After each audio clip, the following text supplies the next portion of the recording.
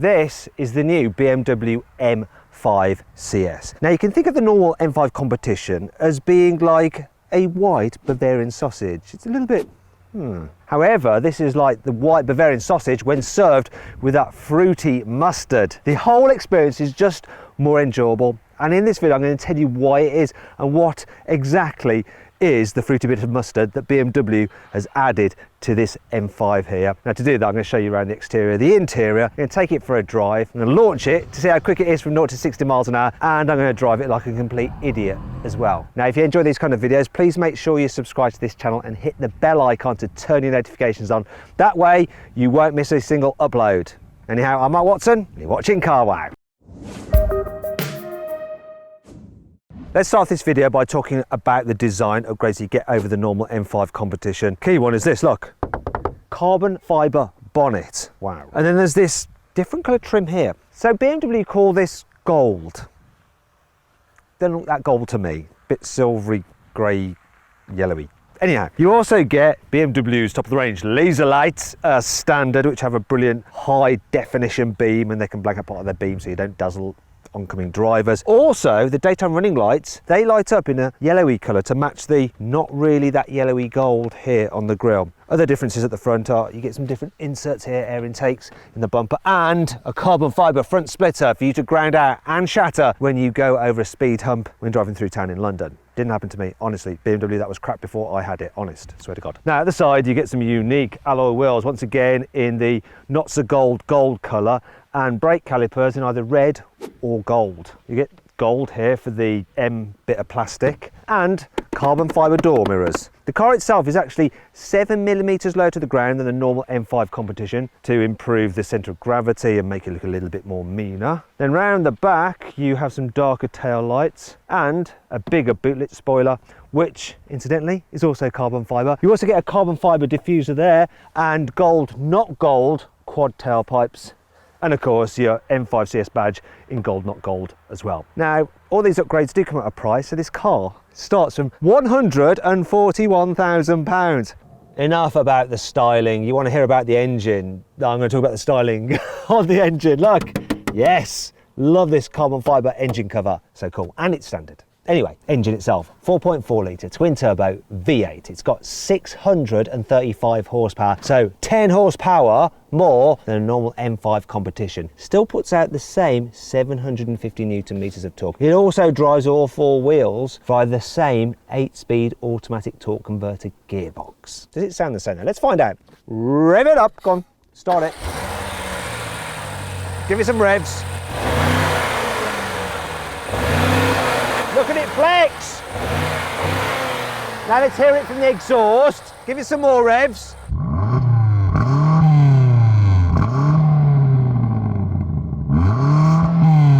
Now I'm going to launch this car to see how quick it is a little later on in this video. Before then though, there's some other things we need to look at. Thankfully for a car with all this power, BMW gives it some good brakes. As standard, you get carbon ceramics. Now normally they would cost about £6,000 extra on a normal M5, but here they are standard. Ideal if you do lots of track days because they resist fade much better than steel brakes. So the diameter of the disc, 400mm, and they're gripped by 6 piston calipers. You've got 3 80mm discs at the back, gripped by a single piston caliper. Now this car comes with track day focused Pirelli P0 Corsa tyres. Now it does normally if you're a customer, but these tyres just seem to be normal P0s. It's a press car. They probably knew I was going to hoon it around a track and just rinse through the tyres, so they just gave me the cheaper ones. Thank you, BMW. Anyway, how will these tyres affect the braking performance? Let's find out. Right, let's do a brake test from 60 miles an hour. Here we go, I'm going to stop now.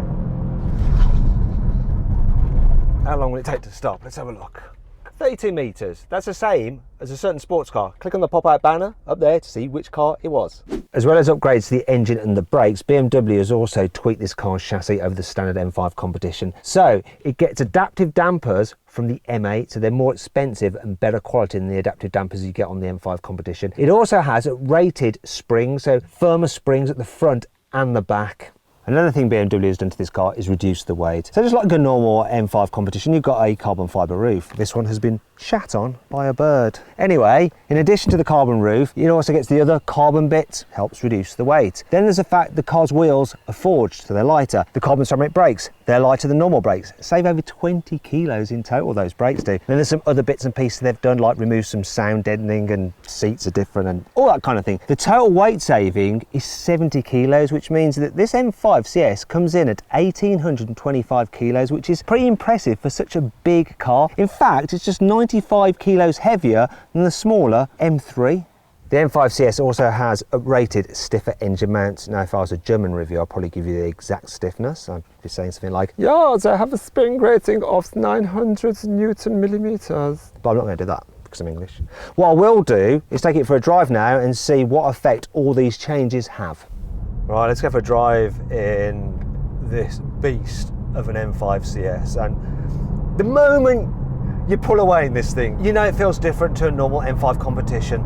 It really does. It's almost like they've created a GT racing car version of the M5. It's like the difference between a Porsche 911, a normal one, and a GT3. This is what this is BMW's GT3. It's freaking epic. The changes they've made have transformed this car. The suspension is firmer, but it actually goes over bumps better than the normal M5 competition. I don't know how that is. I guess it's just more expensive suspension, feels more expensive and does a better job. The steering's loads better too. I don't know how they've done this. It's so good. It's really sharp. It lets you know more of what's going on. You can feel the road more through the rim. Anyway, it's I love this car so much. I really do. I had it on track actually. I blasted this thing on track for hours on end and it was so much fun. You wouldn't know that it's getting on for 2 tons, you just wouldn't. The way it handles is beautiful and it's really balanced as well. You've got that long wheelbase so it just breaks into oversteer quite smoothly. You've got loads of traction as well from the 4-wheel drive system. It's incredible. Brakes on track, really good. Those carbon ceramics just stand up to heavy braking. On the road, I'm not the biggest fan of carbon ceramics on the road, to tell you the truth. They just feel a little bit on the grabby side. They really can. But that's with all carbon ceramics. It's harder to be smooth on your braking, less progressive. And you kind of want to be smooth on your braking in a car like this. Because after all, it's a family car that's sensible.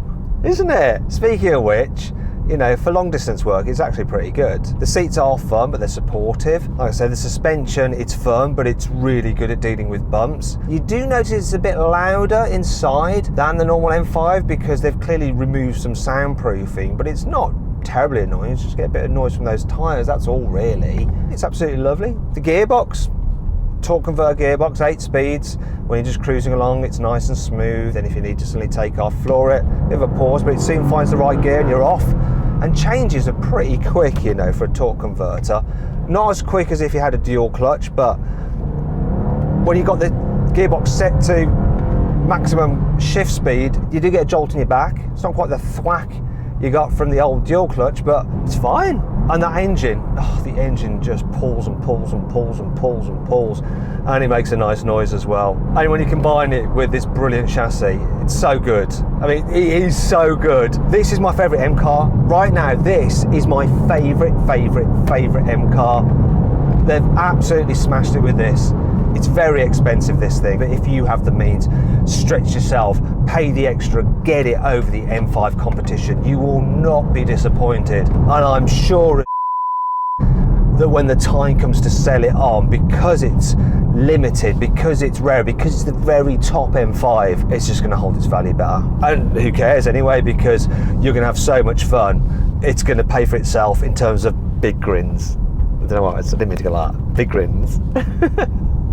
Well done BMW, this is awesome. Now if you want to see how this car compares to its key competitors from Porsche, Mercedes and Audi, click on the pop-out banner up there to go watch my group test. my German high-performance saloon group test. You'll love it.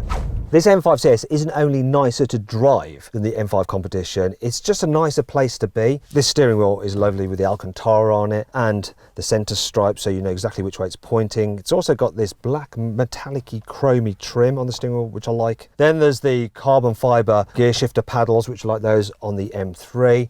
I like the fact you've got Alcantara roof lining as well, and you've got unique trim here, and here you've got red stitching here. CS badge in red there. On the dash you've got CS on the kick plates, but the standout feature in here are these bucket seats. They're carbon fibre, they're extremely comfy over long distances, yet they hold you very, very well in place when you're hooning around corners. I love them, and they're really adjustable. They're fully electric, they're heated, and you can really raise them up if you're a bit of a short arse and you need to see right over the bonnet, say if you're driving through London and need to get through a width restrictor. But then when you're on track and you're wearing a helmet, you can slam these right on the floor so you feel like you're in a touring car. Look how low these go. So low. However, they're not without fault. You see, these huge side bolsters make it really hard to get in and out. Sometimes if you sit down a little bit prematurely, you end up getting jabbed in the anus. Isn't great. Then there's this bit here, which if you want a left foot brake or hold it on the brake when you're launching, jabs into your thigh. And that brings on to 5 annoying things about the BMW M5cs. Well, the seats in the front look cool, hold you in place when you're going quickly, yet are also comfy. The ones in the back just look cool and hold you in place when the driver's going quickly, which you probably won't enjoy anyway. But they're not comfy at all, not at all. And the middle seat.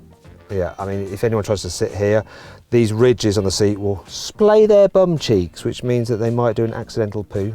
Though there is this tray here, it's obviously what that's for, to act as a commode just in case the person in the middle. Actually, no one's going to sit here because there's no seat belt, it'd be illegal. So it's not as practical as a normal M5 competition. These brakes produce a lot of brake dust. I mean, look at this. And the pads must have some kind of iron compound in them because look, it's all rusted. People will look at this and go, oh my God, your wheels are rusting. That's not very good on a car this expensive. You bought really badly, you idiot. This car is pretty well equipped as standard. However, there's one feature missing. You don't get adaptive cruise, so it's not got the steering or the thing that will keep you safe distance from a car in front. Yet that is standard on a Toyota Yaris. This is £140,000. What are you doing, BMW, you bunch of thieves? While you get the same boot capacity as the normal M5, which is 530 litres, and pretty decent, the rear seats don't fold at all, so you can't carry really longer items. Also, look at this. Yeah, that's actually for just locking the car from the boot. It's not for the electronic tailgate because there isn't one on this for some reason, even though it's really expensive. You have to shut the boot like that. What a load of bollocks.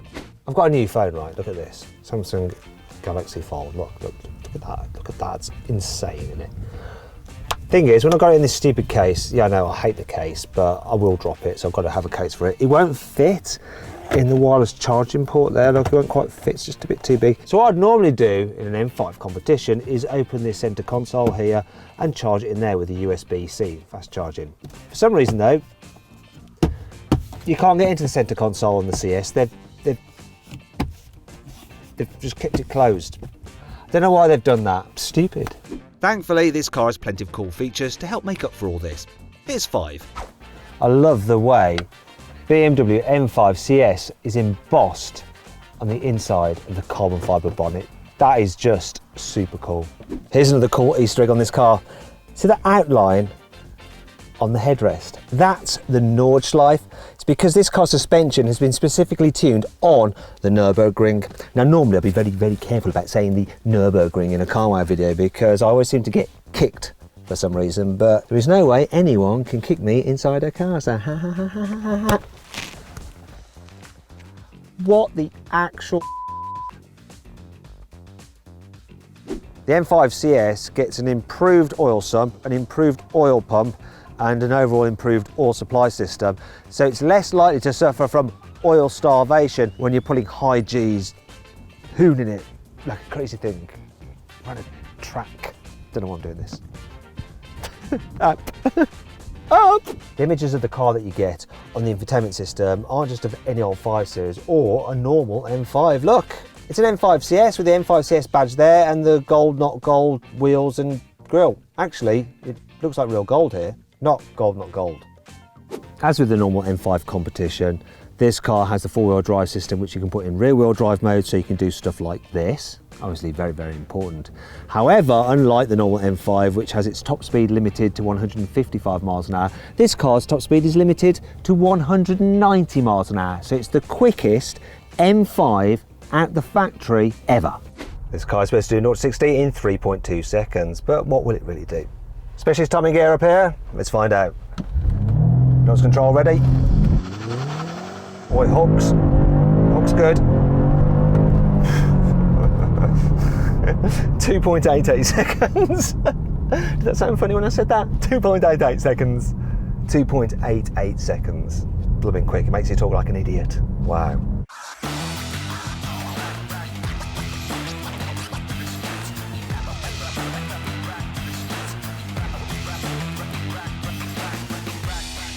So then, what's my final verdict on the new BMW M5cs? Should you avoid it? Should you consider it? Should you shortlist it? Or should you just go right ahead and buy it?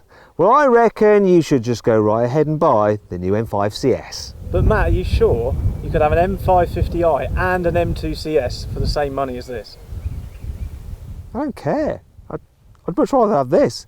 It's the complete car. I don't need two cars. It is, as far as I'm concerned, the best M car you can buy right now. So shut your face.